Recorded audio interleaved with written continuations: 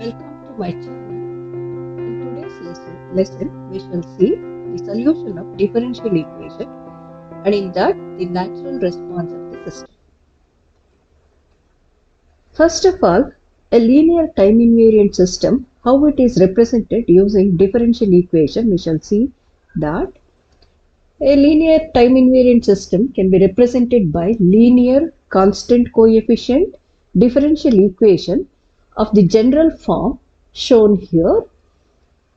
On the left hand side, we have sigma k taking values from 0 to capital N, a k, and the kth derivative of the output y of t is equal to sigma k taking values from 0 to capital M, b k, and the kth derivative of the input signal x of t. Here x of t is the input and y of t is the output, and capital N indicates the highest derivative in the equation, and it is also called the order of the system. So the equation 1 describes the response of the system to an input x of t after the application of the input. So hence, since it gives the output after the application of the system, the causality is automatically ensured. So the solution of differential equation. The output of a system described by differential equation of equation 1 is expressed by two components.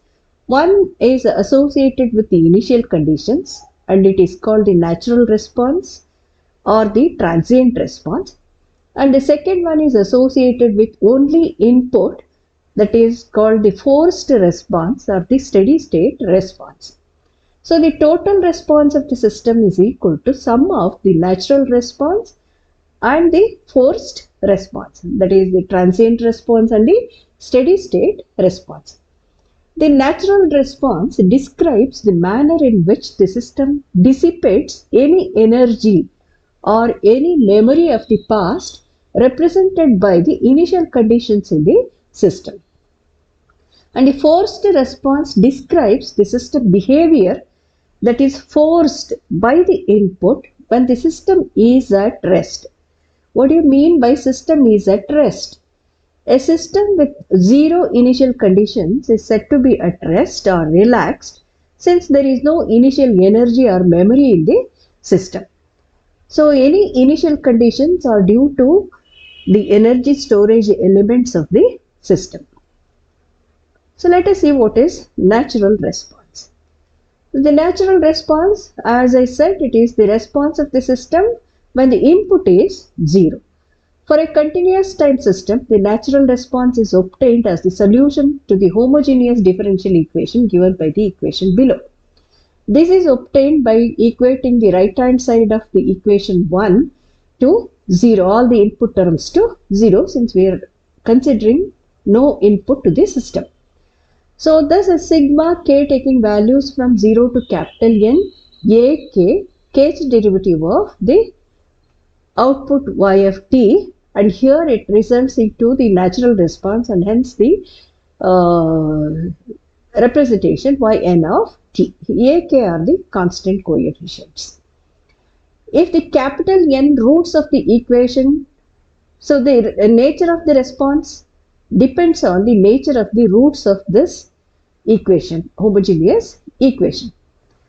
So if they are distinct, if all the roots of this homogeneous equation is distinct, then we get the output of the form sigma I taking value from 1 to n ci e to the power of ri into t, where ri represents the n distinct roots of the system characteristic equation given by equation 1 and ci are constants evaluated using the initial conditions. If there are some roots which are repeated, then the nature of the response differs. Say for example, a root ri is repeated p number of times, then the natural response will have p distinct terms which are given by e to the power of ri into t, the first term, with the multiplication of some constant, and the second term is e to the power of ri into t multiplied by t, and third will be multiplied by t square, and it continues. This e to the power of Ra into t will be multiplied by t to the power of number of times the root is repeated minus 1. So nature of each term in the natural response depends on whether the root Ri are real, imaginary or complex. Real root leads to real exponential terms in the natural response, as we get here yn of t is equal to sigma I varying from 1 to n ci e to the power of Ra into t.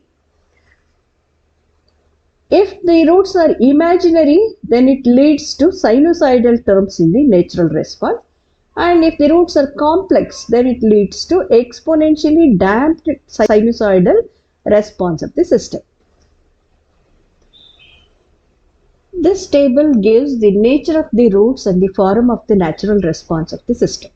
If the roots are real and distinct, then the form of the natural response is some constant k multiplied by e to the power of the real root lambda into t.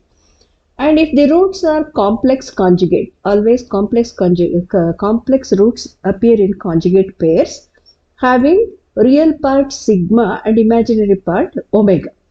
So if the complex conjugate roots are present, then the nature of the response will be of the form e to the power of sigma t, that is the real part into t, multiplied by a constant into cos of omega t plus another constant into sin of omega t.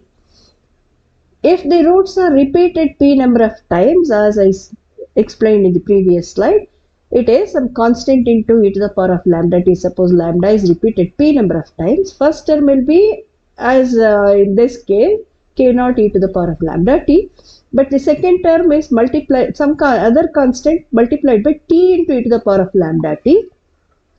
And third term will be another constant k2 into t square e to the power of lambda t. And it continues until we have p minus 1, number of times the root is repeated minus 1, that is the last term, into t to the power of p minus 1 into e to the power of lambda t. So how the plot of the response looks? So if the roots are real, then it is of the form k e to the power of lambda t, and this is going to be either exponentially increasing or decreasing depending on lambda, whether it is positive or negative.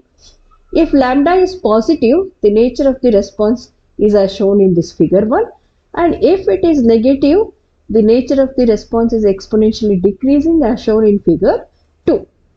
If the roots are imaginary, that is, if the real part is 0, only imaginary part is present, then the nature of the response is this term is going to be 1, and we have the sinusoidal response with constant amplitude.